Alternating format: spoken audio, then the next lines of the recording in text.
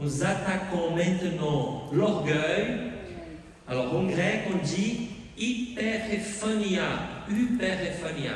Le mot hyperephania, hyper en grec, veut dire, on va dire, excès. Vous comprenez? Ça peut être la grandeur, l'excès, etc. Donc, phania, ça vient de phanein, qui veut dire briller. Donc, c'est excès de brillance. Excès, voilà, personne, elle veut être plus que les autres, etc. Donc, c'est l'orgueil, c'est hyperephania. La passion d'orgueil est très proche de la cénodoxie. Comme je vous ai dit, pour les pères de l'Église, déjà, elles sont liées à la pathologie de l'intelligence. Et pour les pères, vous allez voir, elle est fille, il est fils, parce que c'est l'orgueil, de la cénodoxie. Pour les pères, en réalité, l'orgueil est le sommet de la cénodoxie. C'est le sommet. Normalement, une personne, avant de tomber de l'orgueil, elle tombe dans la cénodoxie. C'est pour cela qu'il faut éviter déjà la vanité. Il faut éviter la vanité pour ne pas tomber de l'orgueil. Bien sûr que les choses peuvent venir, ça monte.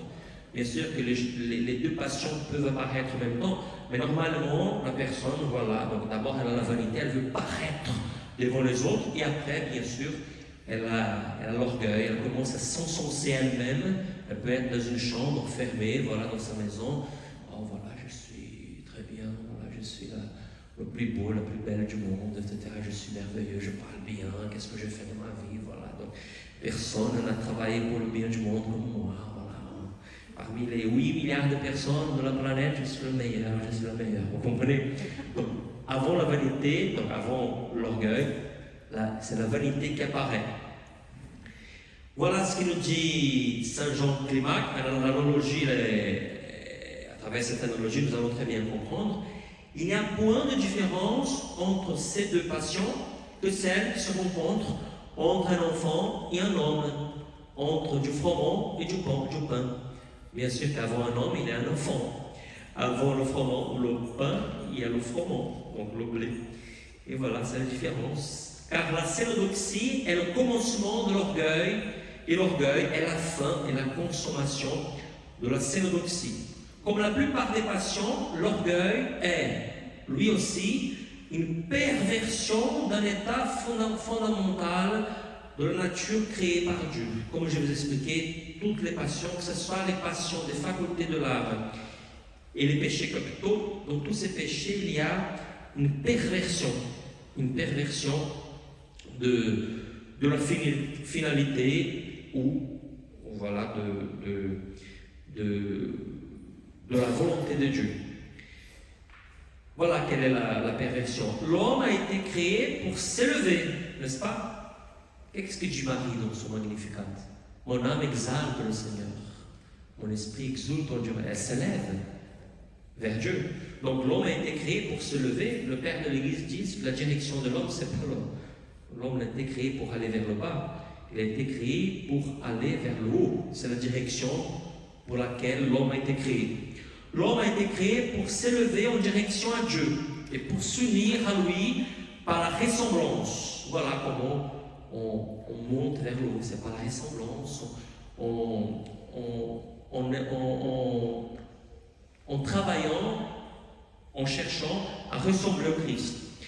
Dans la plénitude de l'amour et de la connaissance. Mais par orgueil, l'homme s'auto-élève. C'est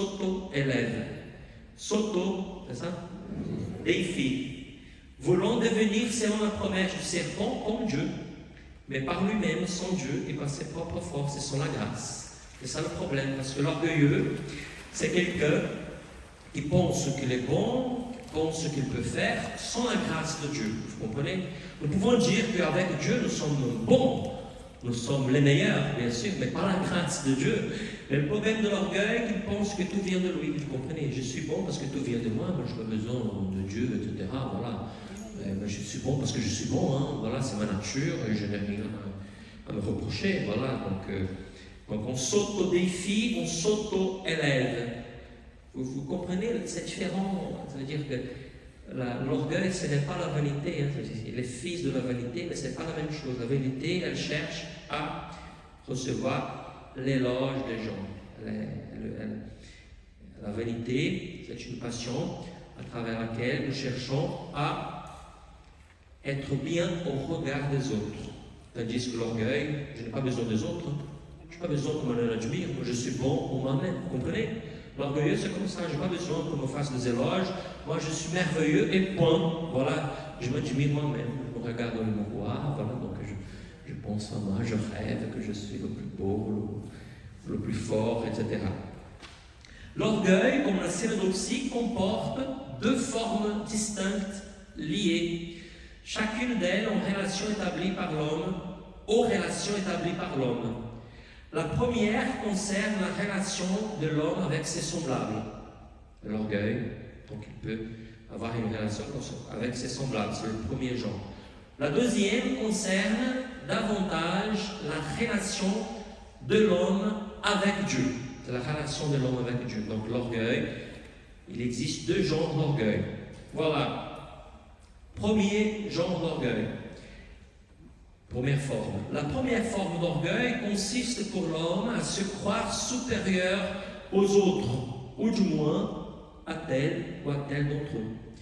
Par exemple, je suis supérieur dans ma famille, je suis le meilleur, je suis celui qui a réussi, je suis le plus intelligent, etc. À la paroisse, il n'y a personne qui prie plus que moi, donc je suis celui qui a plus d'influence sur le Père Raphaël, etc. Mais aussi à rechercher cette supériorité qu'il, s'il ne pense pas déjà la posséder. Voilà. Parce que l'orgueil peut être lié à quelque chose qu'on possède déjà. Moi, je m'y connais donc dans ces affaires-là, etc. Ou, par exemple, je cherche, vous comprenez, posséder pour montrer que je suis meilleur que les autres. Ce genre d'orgueil consiste à s'élever, soit à son motif particulier, soit pour les mêmes raisons qui peuvent servir de prétexte à la cénodoxie. C'est pour cela qu'elles sont très liées, la cénodoxie et l'orgueil. Qualité physique, intellectuelle, spirituelle, rang social, richesse, etc. Mais je reviens à ce que je disais. La différence, c'est que l'orgueilleux, il n'a pas besoin des autres. Il ne cherche pas. Donc, il peut chercher, bien sûr, les éloges des autres, mais comme il se croit supérieur, il s'en fiche complètement. Moi, je suis bon, je suis le meilleur, je n'ai pas besoin, vous comprenez. Donc, c'est un footballeur qui est rempli de soi-même, vous comprenez. Il ne donne pas même, comment ça s'appelle, les autographes. Vous comprenez, je n'ai pas besoin des autres, des fans, etc. Moi, je suis le meilleur, voilà, et point. Dans cette élévation, l'orgueilleux s'estime, il s'admire lui-même, il se félicite et se loue intérieurement. Voilà, c'est propre à l'orgueilleux de se louer intérieurement. Voilà, je suis beau, vous comprenez. Il y a quelque chose qui a déjà passé. Voilà, j'ai joué à la paroisse, j'ai joué là pour la veille de Noël. Donc, et puis, voilà, donc, j'ai pas de musicien, mais bien sûr, on pourrait donner des exemples. Et là, on passe un mois pour c'est la veille de Noël. Voilà, j'ai joué bien, moi. Les gens m'ont vu, j'étais le meilleur, j'étais la plus belle voix, etc. Vous comprenez. Donc, on se glorifie en soi-même. La différence par rapport, dans la vanité, on cherche la gloire qui vient par les autres, la gloire du monde, et dans l'orgueil, on se glorifie en soi-même. Où nous étions, dans ces attitudes sont aussi présentes aussi dans la cénodoxie, bien sûr. Mais avec la différence que dans la cénodoxie, l'homme attend plutôt les louanges des autres, ce que je vous ai dit. Tandis que dans l'orgueil, il se les attribue plutôt lui-même. Vous comprenez? Donc c'est moi, c'est-à-dire, je n'ai pas besoin de la louange des autres. Je suis bien et c'est moi qui vois que je suis bien, que je suis le meilleur, que je suis le plus beau, etc., le plus intelligent, donc je n'ai pas besoin que les autres me le disent. S'élevant, l'orgueilleux rabaisse son prochain et le regarde de haut. Voilà, l'orgueilleux, normalement, il regarde les autres comme ça, vous comprenez? Donc, regarde de haut parce qu'il se croit meilleur que les autres. Bien sûr, il va avoir du mal à s'approcher des gens plus humbles qui pensent qu'ils sont moins que lui, qui pensent qu'ils sont moins que lui. Il va avoir des difficultés. Et bien sûr que les deux processus sont présents dans l'une et l'autre passion. S'élevant, l'orgueilleux rabaisse son prochain et le regarde de haut. Le méprise et va jusqu'à ne faire aucun cas de lui, comme s'il n'était rien, oubliant même qu'il a été créé à l'image de la ressemblance de Dieu, tout comme lui. Vous comprenez, l'orgueilleux, il peut mépriser les autres totalement. Pourquoi? Parce qu'il se croit meilleur que les autres. D'une certaine manière, l'orgueil peut faire tomber l'homme dans une certaine obscurité. Il est tellement rempli d'orgueil qu'il ne voit pas les autres, qu'il pense qu'ils sont moins que lui. Vous comprenez? Il y a toujours cette pensée. Les autres sont moins que moi. Moi, je suis plus grand que les autres. Vous comprenez? Hein? Qualité négligeable. Pardon? Pour l'autre, c'est une qualité négligeable. Oui, oui. Oui. Et voilà. Nous étions. Les critiques avec l'objectif de discréditer et rabaisser peuvent être le signe de l'orgueil caché. Vous savez, la personne qui critique tout le temps, qui discrédite les gens, qui rabaisse les gens, c'est l'orgueil caché. Hein. Faites attention, si vous critiquez trop les gens, ce que les gens font, alors si vous discréditez trop ce que les gens font, si vous rabaissez très souvent, c'est de l'orgueil caché. Voilà ce que nous dit Saint Basile. L'orgueil fait l'étalage de ce qu'il a et s'efforce de paraître plus qu'il n'est pas en réalité. L'orgueilleux, en plus de se montrer arrogant devant ses semblables, a fréquemment l'impression de tout savoir. Tout savoir. Et de tous les sujets, il est le meilleur, il sait tout, etc. Alors, pour cela, il suffit de penser que combien de choses existent sur la Terre. C'est-à-dire que notre cerveau est capable de tout savoir, quoi. Savoir tout de mathématiques, de physique, d'histoire, de géographie, etc. Voilà, de maçonnerie, etc. Nous ne pouvons pas tout savoir, quoi. Mais l'orgueilleux, il a l'impression de tout savoir. Comme le disait Michel, bien sûr, ça c'est la thérapeutique. Je pense que, est-ce que vous le disiez, Michel, tout à l'heure? Créer le doute, ouais. Parce que quand quelqu'un, un orgueilleux, veut de savoir, on commence à lui poser des questions. Est-ce que c'est vraiment comme ça? Est-ce que vous êtes là-dessus, etc. Quand on lui pose des questions, bien sûr, on peut arriver, l'aider, arriver à la conclusion qu'en fait, il ne sait rien, quoi. Ou il ne sait pas tout ce qu'il pense savoir. Vous comprenez? Et nous allons y revenir quand nous parlerons sur la thérapeutique. Et donc, il a l'impression de nous savoir, l'assurance quasi constante d'avoir raison. C'est quelqu'un qui a toujours raison, vous comprenez, dans les discussions à table, dans les discussions au travail, à l'école, à la paroisse, voilà, il a toujours raison, il n'a jamais tort. Donc, quand on a l'humilité, on sait très bien qu'on peut avoir tort, quoi. Nous ne pouvons pas avoir raison. Normalement, celui qui n'est pas orgueilleux sait écouter. L'orgueilleux ne sait pas écouter, hein. Il n'y a pas de dialogue. Quand la personne est en train de parler, il a déjà la réponse. Vous comprenez? Donc, les personnes orgueilleuses ne savent pas écouter. Donc, il prépare déjà la réponse. Si nous sommes de ce genre de préparer la réponse, à ce qu'on dit, voilà, il faut savoir écouter, parce que c'est un signe d'humilité qui est la vertu opposée à l'orgueil. C'est un signe d'humilité, savoir écouter. D'où procède la manie de se justifier ainsi que l'esprit de contradiction. Il y a toujours une contradiction avec les autres et la manie de se justifier. Je n'ai jamais tort, je n'ai jamais tort, c'est ça? Je n'ai jamais tort, quoi. J'ai toujours raison, vous comprenez? On se justifie tout souvent. Je ne dis pas que si une personne vous accuse de quelque chose que vous n'avez pas fait, je ne vous dis pas qu'il ne faut pas se défendre, attention. Parce qu'il s'agit de la justice, etc. Quelqu'un est allé dire au père Raphaël, une telle a fait cela. Bien sûr que vous pouvez vous justifier. Mais l'orgueilleux, il se justifie même quand il a tort. Parce qu'il veut avoir toujours raison.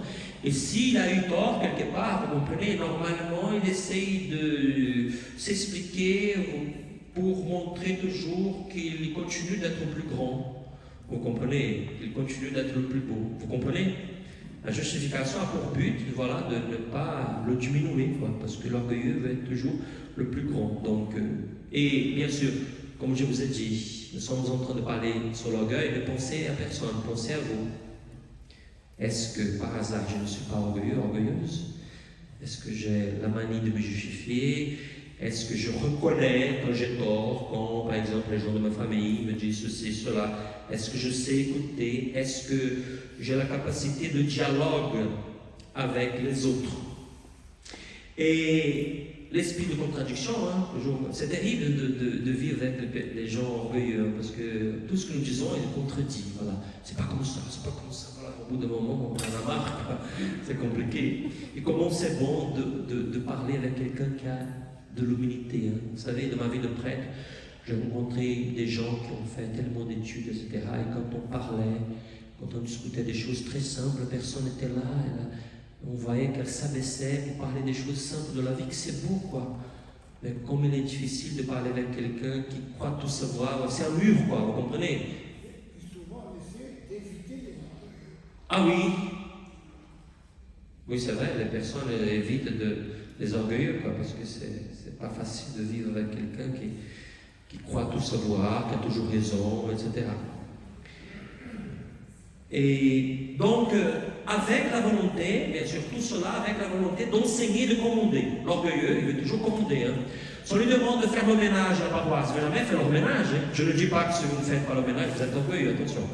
Mais si vous avez la tendance de chercher à la paroisse, par exemple, souvent, des choses qui paraissent, si vous voulez paraître, peut-être c'est de l'orgueil. Je veux toujours commander, je veux des activités où je puisse commander, où je puisse, enseigner, vous comprenez? Je n'admets pas, voilà, que je puisse être dans un petit groupe de deuil, voilà. Je ne veux pas venir du Rondo et les fromagers, là, de l'équipe de deuil. Je ne veux pas diminuer l'équipe de la pastorale du deuil, hein, qui fait un travail énorme à la paroisse. Mais c'est vrai que dans l'équipe de deuil, on ne va pas trop nous remarquer, hein, vous comprenez? Peut-être les gens vont venir à l'enterrement, mais à la paroisse, voilà, c'est un travail magnifique, merveilleux. Accompagner les gens, ça fait partie des œuvres de miséricorde, vous comprenez? Être là avec les gens qui sont dans le deuil, mais voilà, si ça fait partie de l'équipe de deuil, non, je veux des choses, voilà, plus d'important, qui a plus de, où je le sens plus important, etc. L'orgueilleux, l'orgueilleuse ne veulent pas faire des choses très simples, veulent toujours commander et enseigner. Après, il faut voir un équilibre, comme je vous ai dit, hein, parce que bien sûr que si on a le don d'enseigner, il faut enseigner. Si nous avons le don de diriger, et si nous ne dirigeons pas, surtout si nous avons été invités à diriger, vous comprenez, ça peut être de l'omission. Il faut voir un équilibre. Et il faut faire attention quand même quand on cherche tout le temps à commander, à enseigner, et quand nous ne voulons pas faire des choses très simples, vous voyez, que personne ne va voir. Personne ne verra. Je bois un petit coup là. Oh là là, on est en retard. Vous me suivez là? Ça va? Et l'orgueilleux rend l'homme aveugle à ses propres défauts. Oui, c'est ça. C'est l'orgueil en fait que je voulais dire là.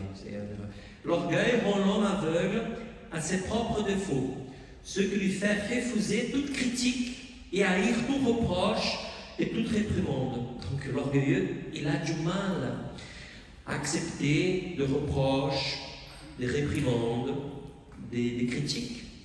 Donc c'est un signe d'humilité d'accepter les critiques et les reproches, parce que personne ne fait tellement bien les choses qu'il n'est pas irréprochable, quoi, vous comprenez? Nous avons toujours des choses à améliorer en nous, et c'est important quand les gens... Bien sûr, après, il y a des critiques destructives, il faut faire attention.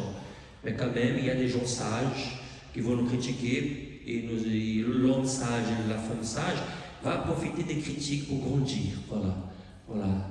C'est vrai que c'est difficile, cette personne m'a critiqué, la façon dont on l'a fait, voilà, ce n'est pas une façon agréable, c'est vrai. Mais est-ce que peut-être ce qu'il a dit, il y a une partie de vérité dans ce qu'il a dit, dans ce qu'elle a dit, vous comprenez? Je profite de cela pour grandir, pour être meilleur, vous comprenez? L'humble, il accepte, même si au moment il a du mal à accepter la critique, après il va penser, voilà, peut-être c'est vrai ce qu'il a dit, ce qu'elle a dit. Tandis que l'orgueilleux, non, il va avoir du mal à accepter le reproche, à être corrigé, etc. Donc tout cela tout ce que je vous dis, donc prenez pour vous, hein, pour faire l'examen de conscience. Ne pensons pas aux voisins, à la fille, aux fils, aux petits-fils, etc. Voilà, aux grands-parents, aux parents. C'est pour nous d'abord. D'ailleurs, je pense que j'ai oublié de vous dire cela. Je vous dis, dans la première soirée, les pères de l'Église disaient, que le père du désert, que les péchés des autres doivent rappeler nos propres péchés. Les péchés que nous avons déjà commis et les péchés que nous pouvons commettre, si ce n'est pas la grâce de Dieu. Voilà. Et bien sûr, vivre toujours dans la méfiance de nous-mêmes, se méfier de soi-même. Et nous étions, voilà, il lui rend intolérable d'être commandé et de devoir se soumettre. L'orgueilleux, il a du mal à être commandé, donc à se soumettre aux autres, à qui que ce soit. L'orgueilleux peut devenir agressif devant les autres à travers l'ironie. Alors, si on pratique souvent l'ironie, peut-être il y a un orgueil caché. Toujours se sourire. Et après, on dit des choses pour diminuer la personne. Les réponses dures et critiques, et à travers le silence. Parce que le silence, voilà, nous pouvons faire silence pour ne pas blesser, pour être humble, bien sûr. Mais le silence peut blesser. Quand quelqu'un attend une réponse, nous pouvons faire silence avec des mauvais sentiments dans le cœur, pour blesser l'autre. L'autre qui attend une réponse, qui veut nous parler. Et bien sûr, l'orgueilleux, il peut faire silence simplement par orgueil. C'est l'orgueil caché. Alors, la deuxième forme d'orgueil. La deuxième forme d'orgueil est celle qui s'élève face à Dieu. Voilà, c'est un haut degré. Parce que la première forme, voilà, on est orgueilleux vis-à-vis des autres. Vous avez compris. On se sent meilleur que les autres, etc. On a du mal, voilà, c'est soumettre aux autres, au prochain. La deuxième forme d'orgueil est celle qui s'élève face à Dieu. Cette forme d'orgueil est plus grave que la première, car pour les pères, c'est celle qui a provoqué la chute de Satan et des anges devenus démons. Voilà. Ils se sont levés et Satan se croyait plus que Dieu. Voilà, il voulait, puisque je suis Lucifer, ça veut dire ange de lumière, et puisque je suis lumière, je suis plus grand que Dieu. Vous comprenez? Donc, c'était le début de sa chute. Et c'était sa chute, en fait. Et donc, c'est un péché très grave, parce que de se lever devant Dieu, un péché très grave. Ce genre d'orgueil se présente comme une négation, ou un refus de Dieu, qui peut parfois prendre la forme d'une révolte ouverte. Combien de gens se sont révoltés contre Dieu, pensent avoir raison, on pense que Dieu a tort, etc. Et ils sont dans la révolte contre Dieu, la révolte ouverte contre Dieu et tout ce qui représente Dieu, contre l'Église, contre tous ceux qui croient en Dieu, qui parlent de lui, etc. Vous comprenez? C'est l'orgueil. Je n'ai pas besoin de l'Église, je n'ai pas besoin de Dieu pour vivre. Donc on se lève devant Dieu. Communément, cependant, cette forme d'orgueil se manifeste de façon moins éclatante, comme un refus de secours divin et la présomptueuse confiance en ses propres forces. Voilà. Bien sûr que pour nous qui sommes à l'Église, il n'aura jamais, je pense, nous n'allons pas plonger dans une révolte ouverte contre Dieu, mais il se peut que quand nous prions, nous ne demandons pas trop le secours divin. Vous comprenez? Le secours, parce que nous n'avons pas besoin. C'est l'autosuffisance, vous comprenez? Alors, oui, mais nous avons besoin de Dieu tous les jours. Tous les jours. Oui, c'est ça ce que vous avez dit. On n'a pas besoin, on ne prie pas. Celui qui n'a pas besoin de Dieu ne va pas prier. Alors, si nous avons besoin de Dieu, nous allons nous réveiller. Seigneur, donne-moi ta force dans la journée, parce que nous avons des choses à faire. Voilà. On demande de l'aide à Dieu parce que nous nous sentons petits et tout le temps on vit, comme disait Saint Augustin, comme mendiant de Dieu. L'homme est mendiant. Donne-moi, Seigneur, donne-moi. Sans toi, je ne suis rien, etc. Mais, comme disait Roland, c'est ce que nous sommes en train de dire, donc l'orgueilleux va avoir du mal à prier. L'orgueilleux est un peu pélagien, le pélagianisme. Vous savez ce que c'est? Pélage, voilà, il croyait qu'avec les propres forces, l'homme peut se sanctifier. Vous comprenez, c'est la vision. Il pensait que l'homme était sanus, voilà, depuis sa naissance, il est toujours sanus, il n'a pas besoin. Ils disent que Luther est allé dans l'autre extrême. L'homme, il est morbidus, c'est-à-dire il est malade et quoi qu'il fasse, vous comprenez, il sera toujours malade, etc., jusqu'à la fin. dans l'histoire de la théologie, bien sûr que nous suivons plutôt Saint Augustin pour dire que l'homme est sanatus. Voilà, c'est vrai qu'il était sanus, il était malade, mais maintenant il est sanatus. Il est guéri par la grâce. Nous pouvons être guéris de l'orgueil. Donc vous comprenez, mais quand il est guéri, la guérison vient d'où? Vient de la grâce de Dieu. Il faut lui demander. Vous comprenez? Il ne faut pas vivre comme les pélagiens. Le pélagianisme, le pape François dernièrement a parlé de néo-pélagianisme. On vit parfois dans l'Église comme si l'Église, voilà, avec ses propres forces, va résoudre ses problèmes. On oublie que c'est par la prière, par la grâce de Dieu, que nous allons pouvoir faire de belles choses. Et voilà, on ne prie plus. On ne prie plus. Et cette deuxième forme d'orgueil est celle qui hante le plus, l'homme spirituel, en lui faisant croire qu'il est lui-même la source de ses vertus et la cause de ses bonnes œuvres. Pélagianisme. Le portant corrélativement à ne pas reconnaître l'aide de Dieu. Voilà, il ne reconnaît pas l'aide de Dieu. Ce que je suis par mes propres forces, par mon ascèse, par mes efforts, etc. Comme dans la cénodoxie, l'orgueil peut se manifester même quand les autres passions sont vaincues. Car la victoire peut mener l'homme à s'enorgueillir comme si les vertus acquises étaient l'expression de sa valeur propre et émanant de son propre mérite, au lieu de reconnaître qu'elles sont une participation aux perfections divines et aux dons de l'Esprit. Voilà, vous avez compris.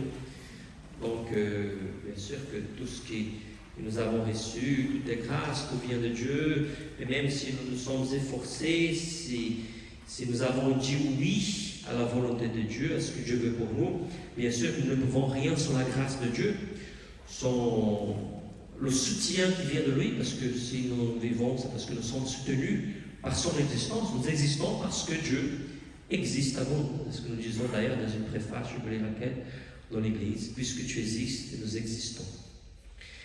Cette passion peut se manifester de manière plus subtile encore quand les autres passions sommeillent ou se cachent sans pour autant cesser d'exister. Attention. Parce que vous savez que dans certaines périodes de notre vie, nous pouvons passer dans certaines périodes de notre vie, vous voyez, nous pouvons expérimenter certains calmes.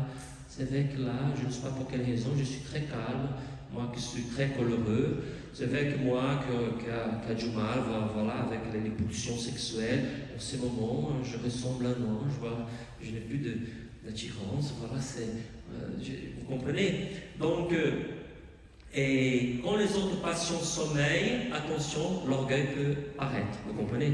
C'est pour cela qu'il faut que nous vivions, pour éviter l'orgueil, il faut vivre dans la méfiance de nous-mêmes. C'est vrai que peut-être là, ce mois-ci, ou pendant ce semestre, cette année, voilà, je suis bien, voilà, je ne suis pas tombé dans ce péché-là, etc.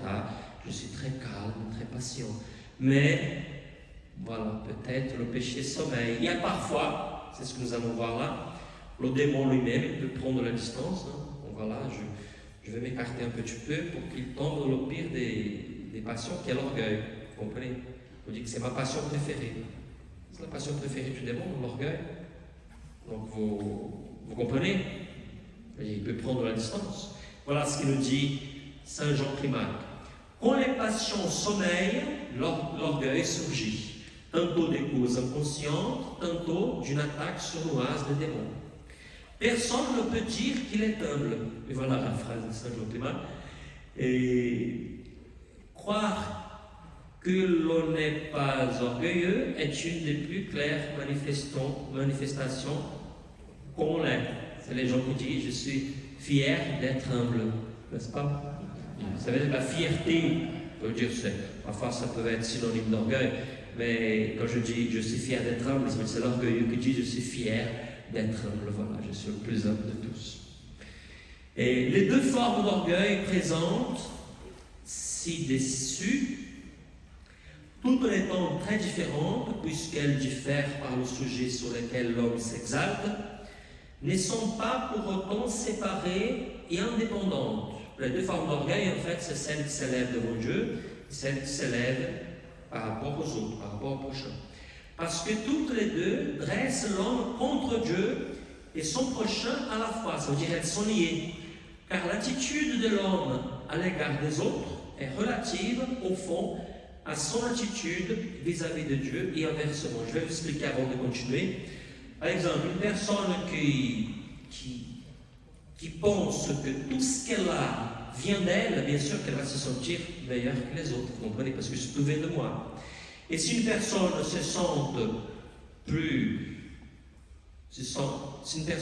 meilleure que les autres, ça veut dire qu'elle ne reconnaît pas que tout vient de Dieu. Vous comprenez?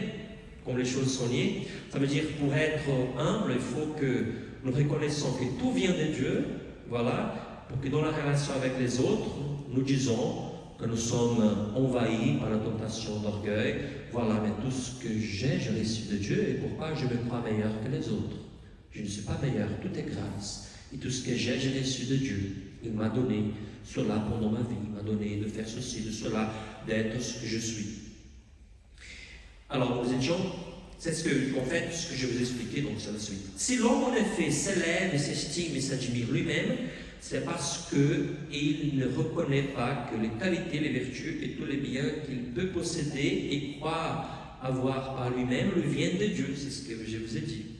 S'il rabaisse autrui, c'est en partie par la même raison, c'est-à-dire parce qu'il attribue les bonnes actions à ses propres forces, au lieu de les rapporter à Dieu, oubliant en plus que son prochain a été créé à l'image et à la ressemblance de Dieu. Donc vous avez compris cela. Vous avez compris? C'est ce que je vais vous expliquer là. Donc je viens de vous expliquer, vous comprenez? J'explique à nouveau. Ça veut dire qu'une personne qui ne soit pas meilleure que les autres, ça veut dire qu'elle ne reconnaît pas que tout vient de Dieu. Vous comprenez? Et si on ne reconnaît pas que tout vient de Dieu, bien sûr qu'on va se croire supérieur aux autres. Vous comprenez? Ça veut dire que la relation avec Dieu est importante, la relation d'humilité devant Dieu, c'est importante pour... et tout cela se passe, bien sûr, dans l'intelligence. Il faut que nous changions notre manière de penser, de conclure, voilà, donc avant de penser que nous sommes meilleurs que les autres. Il était clair que la première forme d'orgueil, celle qui se vante, qui nous pousse à nous élever face à Dieu, a son origine et son fondement dans la deuxième, autrement dit, de la manière par laquelle l'homme vit en relation avec Dieu. La relation dont vous vivez avec Dieu va vous dire, voilà, va en fait... alors, c'est difficile d'expliquer ça. Donc, la relation dont vous vivez avec Dieu va vous rendre facile ou difficile donc de vivre l'humilité dans la relation avec les autres. Parce que si devant Dieu, voilà, vous êtes humble, vous reconnaissez que tout vient de lui, etc., et vous demandez souvent son aide, vous allez bien sûr, dans la relation avec les autres, être plus humble. Vous comprenez? Parce que vous reconnaissez que tout vient de lui, quoi. Vous n'avez pas de raison de se sentir meilleur que les autres, vous comprenez? Donc, c'est pour cela que notre relation avec Dieu, il faut qu'elle soit une relation d'humilité. Rappelez-vous de la prière de Saint François d'Assise. Qui es-tu, Seigneur? Qui suis-je? Toi le grand, moi, un pauvre vermisseau. Thérapeutique de l'orgueil. Et là, nous finissons la soirée. Le combat contre l'orgueil comportera la même thérapeutique appliquée à combattre la cénodoxie. Donc, c'est la même thérapeutique, parce qu'elles sont cousines, sœurs. Une préalable connaissance détaillée de la passion, en se rappelant, comme pour la cénodoxie, que l'orgueil peut rendre vaines toutes les pratiques et les efforts présents au passé. Comme la cénodoxie, quand on est orgueilleux de ce que nous sommes, etc., voilà, nous avons déjà reçu notre récompense. La récompense, dans ce cas, vient de nous-mêmes, ne vient pas par les autres. C'est nous-mêmes qui nous avons donné par l'auto-éloge, etc., donc la récompense. En outre, il est nécessaire de prendre conscience de la rigueur du jugement divin à l'égard des orgueilleux, de la privation de la grâce et des peines qui résultent de l'orgueil. Alors, qu'est-ce que dit Jésus de l'Évangile? Quiconque s'élève sera abaissé. Voilà, il faut se rappeler de ce passage de l'Évangile pour ne pas tomber de l'orgueil. Qui s'élève sera... Alors, puisque qui s'élève sera rabaissé, donc nous n'allons pas craindre de nous rabaisser, d'être humble, parce que comme ça, Dieu va nous élever. C'est ce qui s'est passé avec la Vierge Marie, qui était la plus humble de toutes les jeunes filles de son époque. Et voilà ce qui s'est passé avec elle. Elle a été choisie pour être la mère de Dieu, la mère du Christ. Voilà encore un passage, Saint Jacques. Le Seigneur résiste aux orgueilleux et donne sa grâce aux humbles. L'orgueil, comme nous l'avons vu plus haut, se traduit par un certain nombre d'attitudes, confiance en soi, autosatisfaction, arrogance, assurance, prétention de tout savoir, confiance en son propre jugement, certitude d'avoir raison, manie de se justifier, esprit de contradiction, volonté d'enseigner, de commander, refus de se soumettre, etc. C'est pourquoi l'homme, en s'efforçant d'adopter des attitudes contraires, pourra, sur ce plan, combattre l'orgueil. Voilà comment on combat l'orgueil. Haine de la volonté propre. Voilà, première chose. Haïr sa volonté propre. Chercher plutôt la volonté de Dieu, que nous connaissons voilà, par la Bible, que nous ne connaissons pas des enseignements. Il faut être à la recherche de la volonté de Dieu, vous comprenez? Haïr sa volonté veut dire vaincre l'orgueil. Quelqu'un qui cherche la volonté d'un autre, et dans ce cas-là la volonté de Dieu, bien sûr qu'il est humble. Hein? Vous comprenez? Un orgueilleux ne va pas chercher, il va chercher d'abord sa volonté. Haïr, haine de la volonté propre. Dans le cas de nous qui sommes religieux, nous avons fait un vœu d'obéissance. Voilà, nous allons haïr notre volonté propre en se soumettant, parce que nous avons fait un vœu d'obéissance, au supérieur, au conseil, voilà, de notre institut religieux, pour pouvoir faire la volonté de Dieu. Je préfère, voilà, faire la volonté de Dieu exprimée par mes supérieurs que faire ma propre volonté. Comme ça, nous sommes en train de poignarder l'orgueil. Défiance de son propre jugement, toujours se méfier de son propre jugement. Bien sûr que nous pouvons avoir des bons jugements, mais se méfier, se poser la question, etc., comme disait Michel là. Donc avec quelqu'un, on peut dire, est-ce que vous avez vraiment discerné, est-ce que c'est la bonne solution, vous croyez, vous voyez, on met le doute, quoi, pour pouvoir... Et dans ce cas-là, voilà, nous doutons de ce que nous avons pu conclure après avoir pensé à faire ceci et cela. Et renoncement à l'auto-justification, éviter de s'auto-justifier, comme on fait les saints. Saint Jean Bosco, par exemple, était accusé de faire ceci et cela par son grand ami qui était devenu évêque de Turin, qui l'a trahi. Et voilà, quand il était accusé, il était là en silence. Voilà, il a subi tout cela par humilité. Et du coup, après, on a découvert qu'il était innocent. C'était beaucoup plus beau. Hein. Voilà, un saint. Un saint. Il ne s'auto-justifie pas. Voilà, il met tout devant Dieu. Il se confie à Dieu.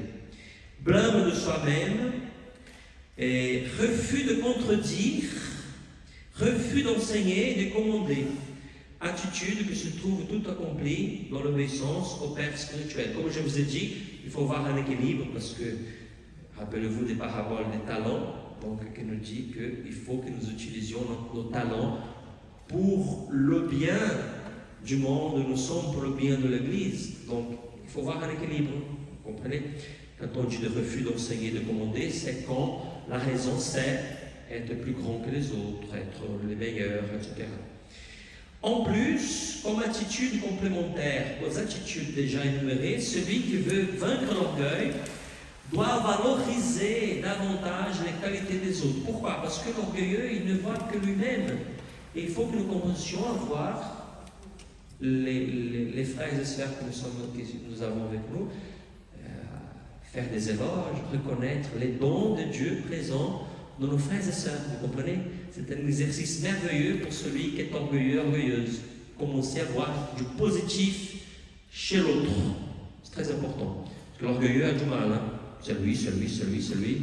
Et l'autre, ce que l'autre fait n'est jamais bon. L'autre n'est jamais bon à rien. C'est l'expression française. En évitant, évidemment, de se fixer sur leurs défauts et péchés, en cherchant à se voir inférieurs aux autres. Humilité. Voilà. Les saints, vous savez, ils se voyaient souvent inférieurs aux autres, même s'ils étaient, on va dire, s'ils avaient des dons, des talents, ils se croyaient souvent inférieurs aux autres. Les autres font toujours meilleur que lui, qu'elle, etc. Donc, et voilà. Parfois, il faut reconnaître que l'autre peut avoir une solution meilleure que la mienne, etc. C'est important de penser à cela. Cependant, Le remède essentiel dans la thérapeutique de l'orgueil consiste à reconnaître, ça c'est important, c'est ce que je vous ai déjà dit, que toute grâce excellente, là c'est tout, il manque un E, toute grâce excellente et tout don parfait descendent d'en haut des Pères de lumière, c'est Saint Jacques, encore une fois. Ouais. Toute grâce, comme disait Sainte Thérèse l'Enfant Jésus, tout est grâce, tout vient de lui. Et attribuer à Dieu tout ce que l'on a pu faire de bien, toutes les vertus que l'on possède éventuellement, et tous les actes bons et les pensées bonnes qui procèdent de celles-ci, en nous souvenant des paroles de Saint Paul. Qu'as-tu que tu n'aies reçu? C'est profond ça, hein? Qu'as-tu que tu n'aies reçu? C'est Saint Paul qui le dit. Hein? Saint Paul qui avait des dons merveilleux, voilà, qui a écrit ce qu'il a écrit, hein, on va dire. Il y a même des gens qui disent attention, on est en train d'enregistrer, il faut annoncer, mais je me rappelle d'un professeur de philosophie qui nous avait dit que c'était Saint Paul qui a inventé le christianisme. C'est pas lui, hein, le christianisme vient de Christ, mais Paul dit que c'est lui qui a fait, on va dire, qui a interprété, on va dire, la théologie juive, la théologie de l'Ancien Testament, donc pour la culture gréco-romaine, n'est-ce pas? Donc c'est lui qui a traduit tout cela, voilà, et qui a fait le passage, on va dire, du christianisme vers le christianisme. Donc il était responsable, surtout à travers l'épître aux Romains et aux Galates. Voilà, après l'épître aux Hébreux aussi. Donc c'est Saint Paul qui le dit. Qu'as-tu que tu n'aies reçu? La prière aussi, de manière particulière, la prière d'action de grâce et de pétition. Pourquoi la prière d'action de grâce et de pétition? Parce que quand on rend grâce à Dieu, on reconnaît que toute grâce vient de lui. Et quand on demande, ça veut dire qu'on reconnaît que tout ce que nous allons faire doit venir par lui, que sans lui, nous ne sommes rien. Donc la prière d'action de grâce et de pétition peut nous aider à demeurer unis à Dieu, à nous souvenir en permanence que ce que nous avons reçu vient de Dieu comme un don. Il n'est pas attribuable à ses propres forces ni à ses propres mérites. La vie de prière est un signe qui montre que nous avons vraiment besoin de Dieu. Voilà ce que nous dit Maxime le confesseur. L'humilité est une prière continuelle, dont les larmes et l'effort. Elle est sans cesse lancée vers Dieu. Un appel au secours. Elle ne vous permet pas de vous assurer prudemment sur votre propre puissance ou votre propre sagesse. Voilà, prier, c'est un signe d'humilité, n'est-ce pas? C'est Saint Maxime le confesseur. Enfin, nous pouvons en même temps que nous prions afin d'acquérir l'humilité, vertu contraire à l'orgueil, nous souvenir de nos faiblesses, limites, impuissance et ignorance. Voilà, on sait. Comme je vous ai dit, la cénodoxie de l'orgueil est liée à la pathologie de l'intelligence. Un problème de jugement, vous comprenez? Et quand on juge les choses comme il faut, quand on pense la vérité comme elle est, quand on cherche vraiment la vérité, bien sûr, on va arriver à la conclusion, voilà, que nous avons des limites, nous avons des faiblesses aussi, que nous sommes impuissants. Donc nous avons bien sûr certaines puissances que Dieu nous a données, mais pour certaines choses, pour certaines obligations, nous sommes impuissants et nous allons reconnaître notre ignorance si nous sommes honnêtes envers nous-mêmes. Voilà, nous ne savons pas tout. Et nous finissons comme ça avec Dorothée de Gaza. Il est manifeste que l'homme humble et pieux, sachant que rien de bon ne peut se faire en son âme sans le secours de la protection de Dieu, ne cesse jamais de l'invoquer pour qu'il lui fasse miséricorde de celui qui prie Dieu sans cesse quelque bonne œuvre qui lui soit donnée d'accomplir. Il en connaît la source. C'est à Dieu qu'il attribue toute bonne œuvre et il ne cesse de le remercier, de l'invoquer, craignant que la perte d'un tel secours ne laisse apparaître sa faiblesse et son impuissance à lui. Ainsi, l'humilité le fait prier et la prière le rend humble. Et voilà, et comme ça, nous finissons notre soirée. Alors, donc, le mardi prochain, nous avons, voilà, notre dernier rendez-vous et nous allons parler sur les passions qui nous restent, l'ascétie, qui est la paresse, hein, l'ascétie c'est la paresse. D'ailleurs, le Père Rony, dans son livre, il a parlé de l'ascétie. Vous pouvez lire, si vous voulez, le chapitre du Père Rony, je pense que c'est le dernier chapitre de son livre, où il parle sur l'ascétie, c'est un peu complémentaire là, au cours. Et donc la sédie, la peur et la colère, donc qui sont liées à la pathologie de l'irascibilité. Donc ça sera la semaine prochaine, voilà, avec notre grand apéro à la fin, on va se parler, etc. Donc voilà, on aura l'agapé après le cours. Merci beaucoup de votre présence. Nous nous levons pour rendre gloire à Dieu. Est-ce que c'est possible de chanter ce chant, ma sœur? Rendons gloire à notre Dieu. Vous ne connaissez pas les... D'accord. On va chanter sans la guitare. D'accord? Parce que voilà, c'est le chant, ça nous rappelle voilà, qu'il faut rendre gloire à Dieu. Voilà. On peut frapper les mains si vous voulez. Rendons gloire à notre Dieu, lui qui fit des merveilles. Il est présent au milieu de nous, maintenant et à jamais. Une fois. Rendons gloire à notre Dieu, lui qui fit des merveilles.